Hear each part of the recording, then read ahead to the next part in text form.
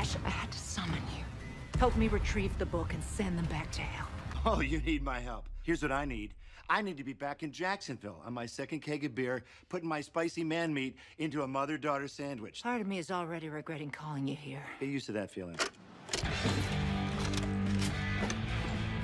We gave peace a chance. Now it's time for war. Greetings, children of the screen. Your friendly neighborhood nerd scum here once again, and welcome back to Evil Dead October, where we're going through the entirety of the Evil Dead franchise. That's right, all 3 films and all 3 seasons of Ash vs. Evil Dead. Not the remake. I don't care if Bruce Campbell shows up at the end of it. That is not connected to this. Leave your angry comments down in the box below. And let's jump into Ash vs. the Evil Dead Season 2.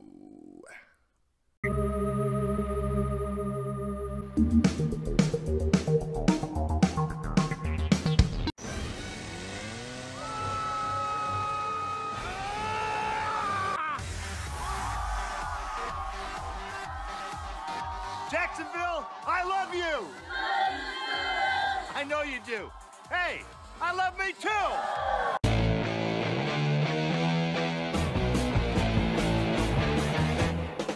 Alright guys, so let's just go ahead and jump right into the writing. So for the writing of this season, I feel like it's really a mixed bag for me personally. I really appreciate the way that the characters are handled in the season, and I really enjoy the overall plot and the basic themes of the season, but in other places I find that the show seems to be struggling to find its footing in a way it really didn't in the first season.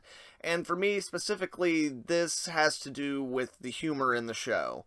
Now, I should say going into this that like Evil Dead has always had a certain level of gross out humor, and it has always pushed certain elements to a pretty big extreme, especially depending on which movie you're in. They kind of tend to get a little bit softer edged as the 3 movies go on.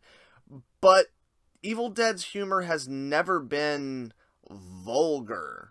It's never been crude. Like, there is gross out humor, but the reason why that stuff is funny when people are covered in blood, or even like in some of the other films out that Raimi does outside of these, but still feel the same, like in that same tone, where it'll be like snot or vomit. The whole reason that's funny is because the absurdity of that much amount of liquid, and then the disgustingness of it on top of that. Like, there's more going on than just being crude for the sake of being crude. Whereas in this season of this show, I think at least 4 separate times someone gets piss in their face. And there's no other levels to that. It's just, hey, they got piss in their face. Isn't that funny? Because it's piss in their face.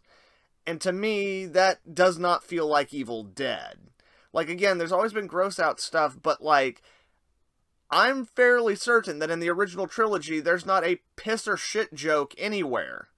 So, yeah, and this season really pushed that to the limit in a lot of ways, specifically in the scene in the autopsy room, where Ash gets, like, sucked in through the fucking ass of a deadite. Like, it's, like, I'm not saying that that is not funny on some level. It's not really the kind of humor I enjoy, but I know that a lot of people appreciate it, and for what it is, it's done really well, but that doesn't feel like Evil Dead to me. It felt very out of place, and it didn't feel tonally consistent with the first season, with the movies, or even with the stuff happening around it in this season. So yeah, that was kind of an issue for me. My other big sticking point on the writing, and this is kind of to a lesser extent, but why did this season have filler episodes? This season had at least 2 filler episodes. One of them was fine because it was a cool concept, so I'm going to leave that one alone. But specifically, the episode where he is in the mental asylum. This is a filler episode. It accomplishes nothing in terms of character development, in terms of plot progression. There's a couple of little things that just keep like the basic overall plot with Ball and stuff like that at play, and obviously Ball is a big part of that episode, but like it doesn't really do anything for the show except for give us Ashy Slashy, and because this is Evil Dead, they could have got Ashy Slashy a million other ways. And outside of the fact that, like, Ball is a horrible villain, which I'll get to more when I talk about characters, but, like, that episode, we've seen that so many times before. Like, so many fucking times. Every version of Star Trek has done this episode. Buffy the Vampire Slayer did this episode. Lost did this episode. It's been done in movie format multiple fucking times. Shutter Island, one of the most recent examples of this. So, while there are like little moments and beats in the episode that are entertaining, and it's got like some cool action in it and things of that nature, and it's fun seeing Ash like go up against his friends, it is like the laziest, most boring way that you could possibly go about that. And it kind of diminishes everything good that the episode does. So yeah, I hate the stuff in the Insane Asylum, not because it's poorly executed, but because it's a filler episode. And like, back in the day when shows were all 22, 23 episodes per season, I get it. On the budget and the schedule you're on, you're going to have some filler episodes. But man, in the modern day, when you have 6 to 10, maybe 12 episodes of a show, there should not be a single filler episode. And I'm sure they're like, well, we used to just have a movie and now we have a whole show, so we have time to kill. But no, because you ended up only getting 3 seasons, and in this amount of time you wasted our time at least on 3 episodes just because you didn't have any better ideas that week or something. But you know what, I'm really throwing a fit over this, but the truth is, even with these things that I really didn't like in the season, it really didn't detract overall from me enjoying the season. I still enjoyed it. I still had fun with the writing in it. But, you know, there's a couple other things that are cat-a-corner to writing that I had issues with that we'll pick up down the line. So let's just go moving along.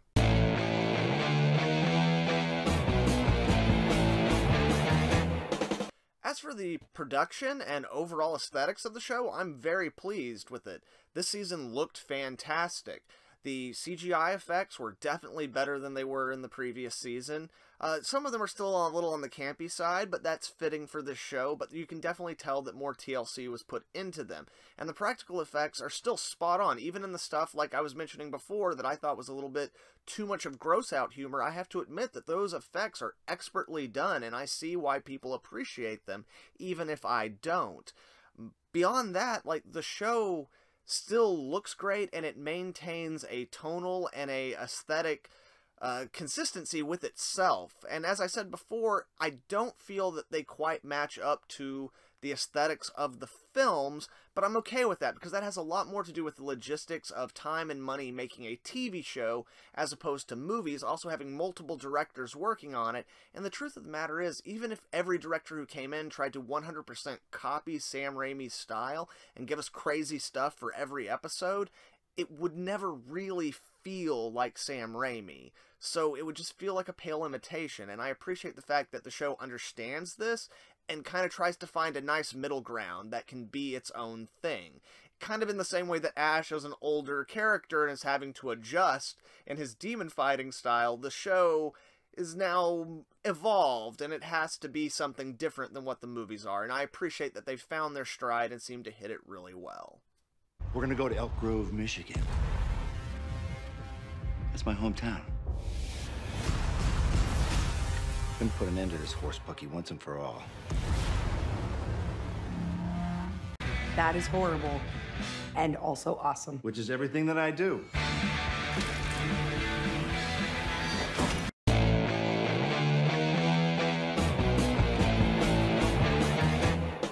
So, characters. Starting off with Ash, obviously. I felt that Ash, again, was very well done in this season. They put him into a lot of more emotional situations that the character is just not prepared to deal with. Things such as his sister coming back and having to kind of connect with his dad and then lose his dad and then lose Pablo. Like, they just throw him into a lot of stuff that this character is not prepared to deal with.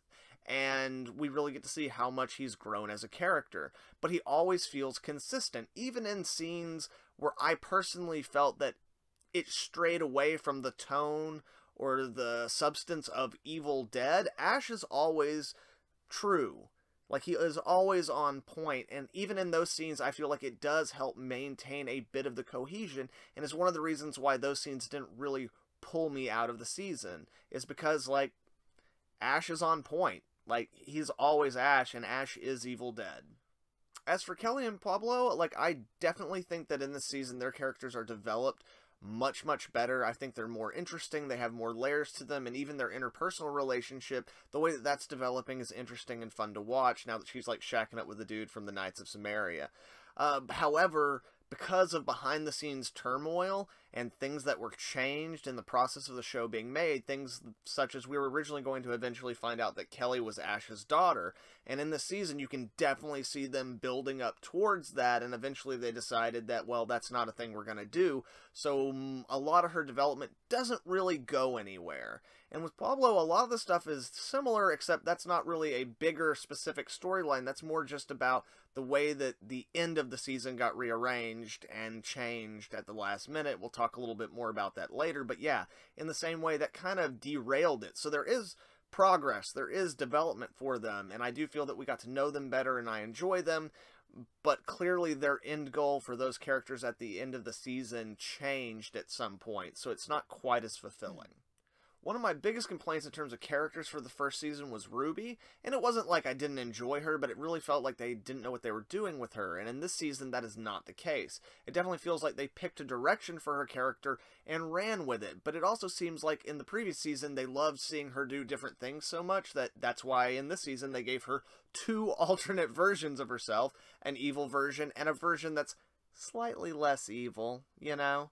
So that she could kind of play a little bit more of the anti-hero role. So we kind of got to see all of them, and of course Lucy Lawless performs both, like, expertly, so I really enjoyed Ruby this season. She was great. So as for some of the other newer characters that they've introduced, Ash's dad is absolutely fantastic. That actor and Bruce Campbell play off of each other so good, and I just really love that relationship. There's not a whole lot to say about it, but, and again, he comes back in the 3rd season in certain ways, but, like, his introduction and the way they remove him from the show are just so perfectly awesome. I love it completely. Another interesting concept they introduce is the Knights of Samaria, which just makes sense. It's very tropey, it's very cliche, it's very corny, but it's absolutely the kind of trope, cliche corniness that is in these kind of stories. So folding that into Evil Dead, and we've seen that also in the comics and in other versions like the video games and stuff, that there are always these kind of like weird cults that are either trying to stop the book or like get the book and raise the evil, and it's a nice expansion of that mythology, and I do enjoy what they do with the characters that they introduce from that group in the show. Moving on, Ashy Slashy, he's dope. I don't care for the Asylum stuff, but Ashy Slashy's dope. One of the best things from this season. That's why I got both the motherfuckers right here. But let's talk about something else. Let's talk about Ball. Oh, Ball. So, the concept behind Ball is not bad. I dig the kind of overall plot and story they're trying to do with him. I think that's really cool. I think it works really well within the Evil Dead mythology, and is in fact kind of one of the things I was saying I wanted that I didn't get out of the first season, with kind of like an enriching and an expanding of the Evil Dead mythology. That's all really dope. The actor they got to play him is a great actor who I really appreciate his choices and his performance for the character that was written for him. The character that was written for him is awful.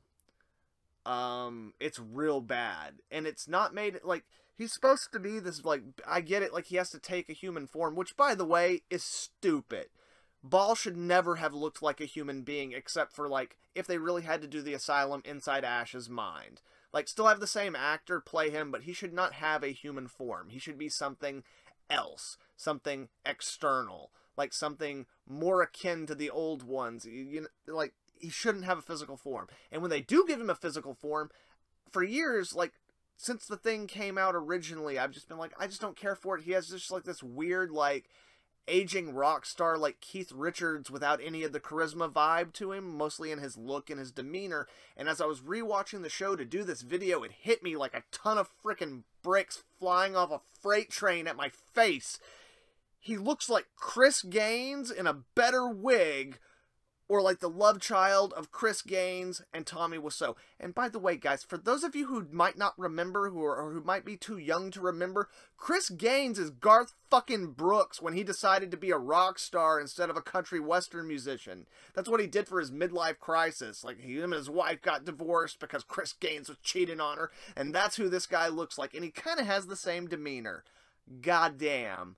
I really dislike what they did with the character of Ball. Again, it's not the fault of the actor. He performs what was written for him well, and he is also very good in the Asylum episode that I do not care for. But yeah, I don't like anything they did with his character. I really don't. It sucks. Ball sucks. And you know what? Ball is also the beginnings of what leads to the worst thing in this season, what we're going to talk about next. Can you guess what it is? It's the end of the fucking season.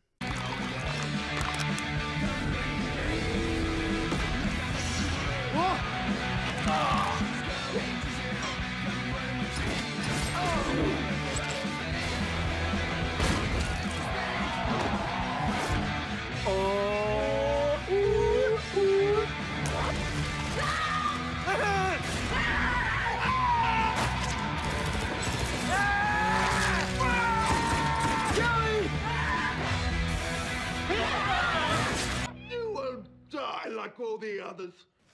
Ladies first.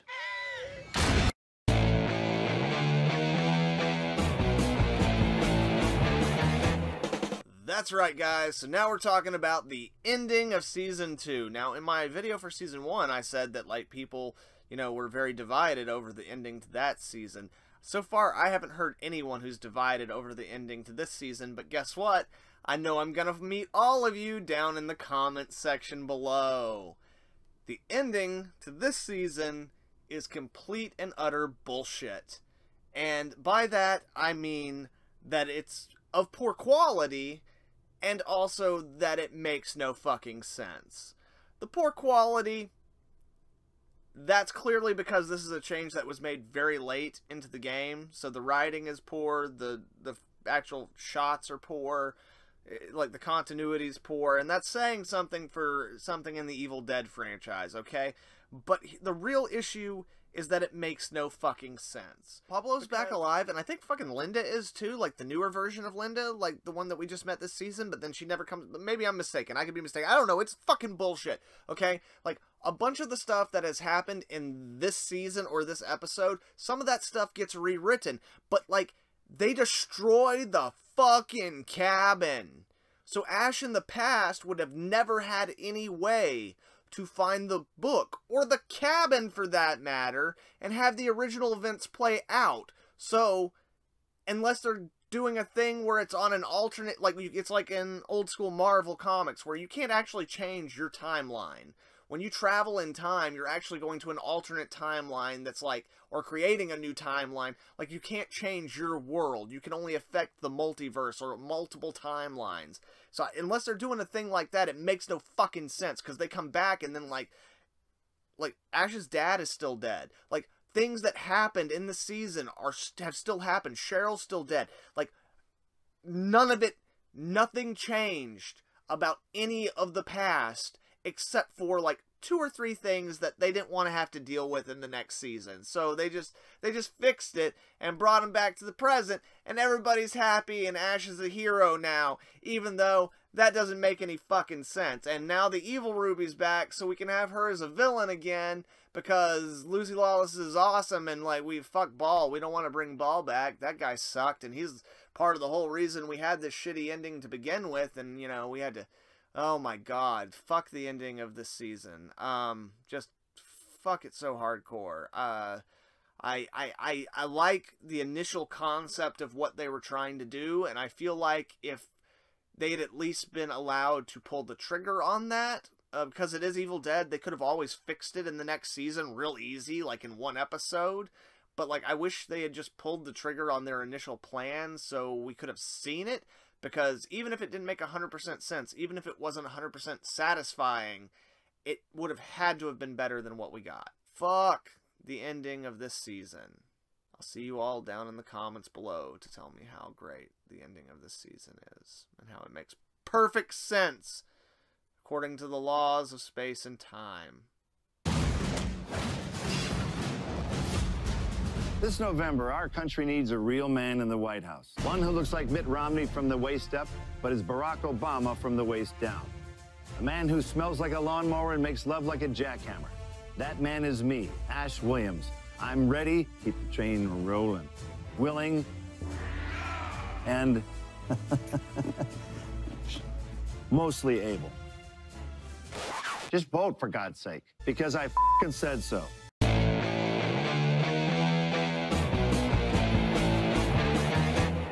So, guys, in closing, did I like the season or not? Because I spent most of this video bitching about it. And I guess I would have to say, like, it's Evil Dead. It still is, even with all the things I don't like and all the times where I feel like it doesn't really feel that much like Evil Dead. Again, Ash is always so on point that kind of keeps me grounded. And he's always entertaining, even if there's, like, little segments of stuff that I don't really care for. And the other supporting characters, I really enjoy spending time with them. So even if they don't really go anywhere this season, I still enjoyed the time I spent with them. But narratively speaking, and in terms of the big bads, I felt this season was really unsatisfying. So I wouldn't say that I hated it, but it is frustrating to me, and I'm surprised that I did not like it as much as the first season. I felt like the first season did a much better job. While it felt more episodic and had less of like what felt like a cohesive overarching story, I felt like it still was more true to what Evil Dead was, and because there was less behind the scenes like bickering and going back and forth, it still felt like a cohesive season that was telling one story. So yeah, Ash vs. Evil Dead Season 2. Is it great? It's definitely got some really great moments that I absolutely love, and it's gave us Ashy Slashy, so that's great, you know. But like, in terms of, did it live up to what I was hoping for? Did it give me what I expected from the quality of Evil Dead? Which, keep in mind, this is Evil Dead, so we have to, you know, adjust our expectations. But I'm kidding, I love Evil Dead, and it's awesome even when it's not. So yeah, like, I still own this season. I still enjoy it, but I definitely feel that it missed the mark, and I definitely feel like in the following season they got back on track a little bit more. So anyway, guys, those are my thoughts on Ash vs. Evil Dead Season 2. Let me know down in the comments below what you think. I'm sure you disagree with me on literally everything I've said down here, so just fill it all in down there. I read them all and hate myself late at night, you know, it keeps me up, and then finally around dawn I cry myself to sleep on my Evil Dead pillow. So anyway, guys, if you haven't checked out our other videos, that's right, again, this month we are covering everything from the original Evil Dead franchise, the first 3 films, and then all 3 seasons of the show. I'm going to have the link to the playlist down below, or there's probably going to be a tag or something like that that'll pop up at some point for all the different ones. Definitely go check those out. For the show, it's just me. For the movies, I've got me and Taylor watching them, and Taylor, going into this, had never seen anything from Evil Dead before. The only thing she had seen from Evil Dead were the things that were in my Evil Dead collection all around my room. And so when I was like, we're gonna watch Evil Dead, she's like, oh, that's the guy with the chainsaw. And I was like, yes, not the one in Texas, but the one in a cabin. She was like, yes, the red chainsaw, not the yellow. Absolutely, you're learning, my girl. Right on, so make sure and check those out, guys. And thank you very much for watching. I really hope you guys are having a great Halloween. And make sure and check out our final thoughts on the Evil Dead franchise, which will be coming out on Halloween. I know you're not going to watch it on Halloween. You've got better things to do, because it's fucking Halloween, man. But you'll get around to it, and I really appreciate it. Thank you guys very much. I hope you all have a good one. Nerd Scum.